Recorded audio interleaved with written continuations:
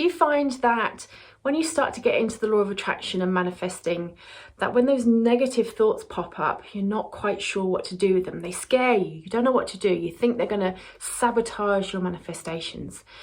If you're like that, if you get these negative thoughts and they freak you out, then you're going to want to watch this video. The key is with negative thoughts is, and it's easy, I could probably just stop the video after saying this. I won't, but I'll elaborate. But it's easy as accepting them. Now, you'll see quite often in the law of attraction, and you'll see quite often when you watch law of attraction and manifestation gurus talking about this, you just replace a negative thought with a positive one.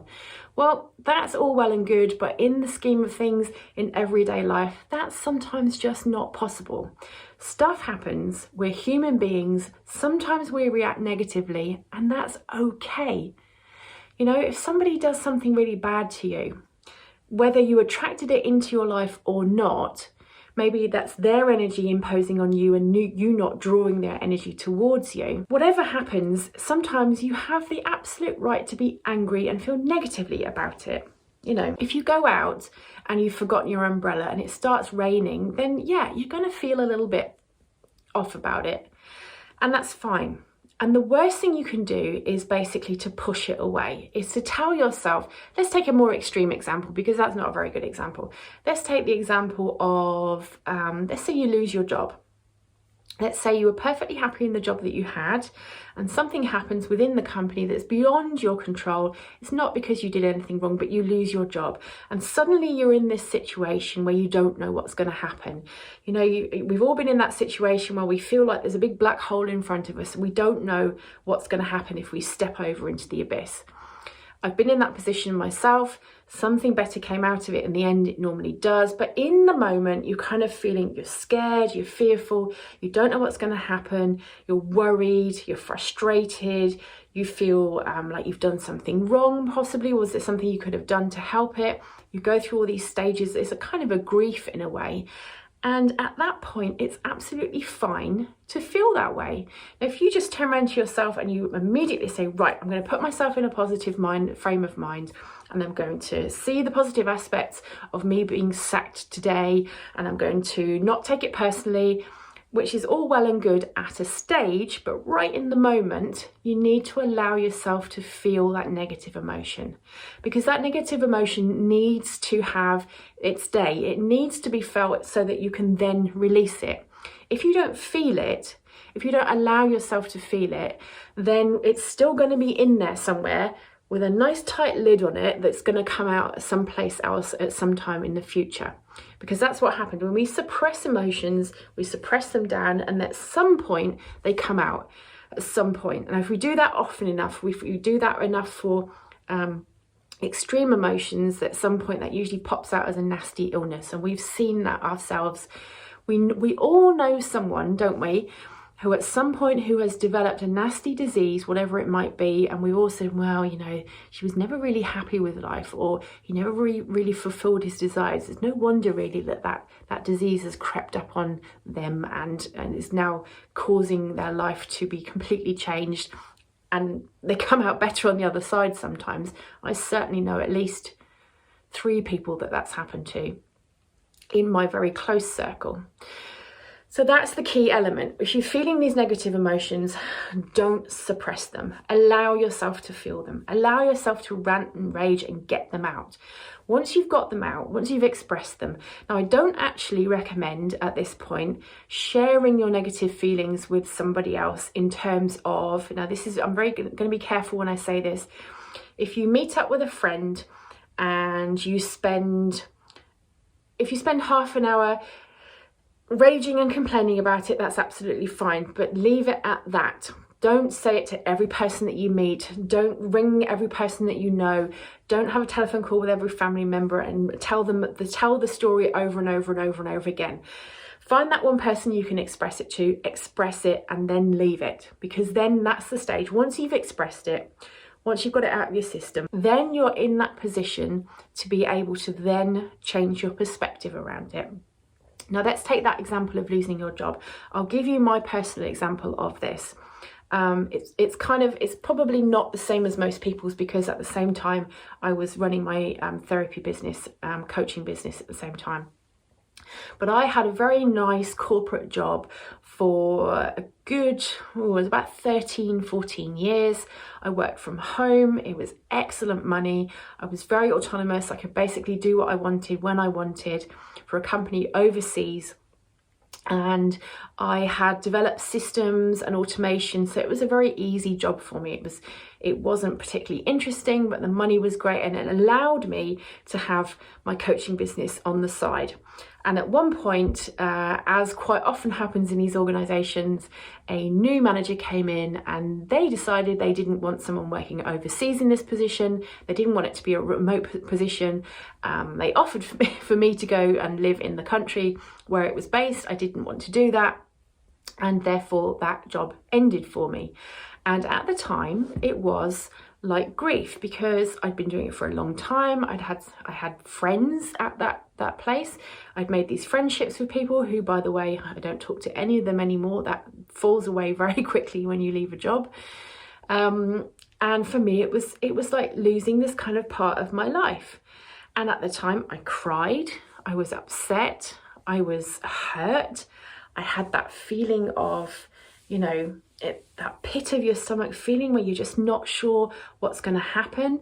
And to be honest, it was unfounded for me, because I had my coaching business on the side anyway.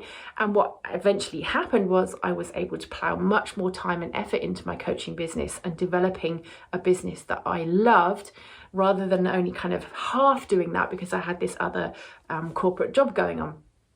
So in the end, it worked out much, much better for me. And I was able to, once I'd gone through that initial grief period of losing that chunk of my life that had become so familiar over that time, then I was able to see the positive aspects.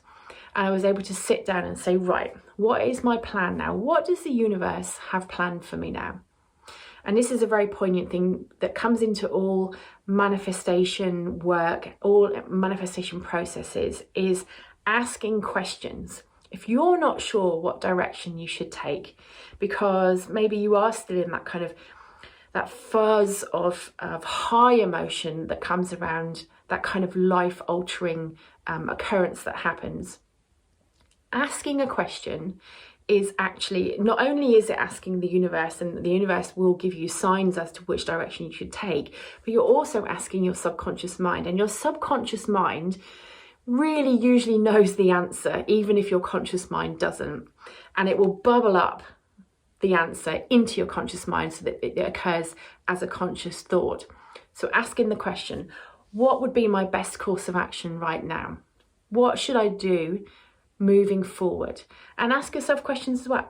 What makes me happy? What brings me joy? What is it that I should do to take my life forward? Because if we go back to the job example, even though that job for me, it was familiar, it was easy, the money was great, I had nothing to complain about, I had great work colleagues, it wasn't really fulfilling me. I wasn't feeling joy to get up and do that job every morning, because I found it monotonous and repetitive, and sometimes a bit boring, and sometimes quite frustrating, because when you're dealing with managers, if anybody knows, if you deal with corporate managers, you know that they frustrate you. So it wasn't nourishing my soul. So what I did after that initial grief period, I sat down and I said, what is it that is going to nourish my soul? Now that was a few incarnations after, what I'm actually doing now, but that's all part of the process. Now it might also seem flippant to do that, because if you've lost your job, then perhaps you don't have enough money to pay the bills. However, if you're able to maintain a positive mindset, if you're able to conquer the fear that comes from the unknowing of what's in front of you, then the universe does put opportunities in your way. And it might be uncomfortable for a short period of time, but if you can live with that discomfort for a short period of time, whilst maintaining a positive outlook on what's going to happen, then things do start to fill in. It just happens like that. But trust me, it absolutely does. And that's how you deal with negative emotion.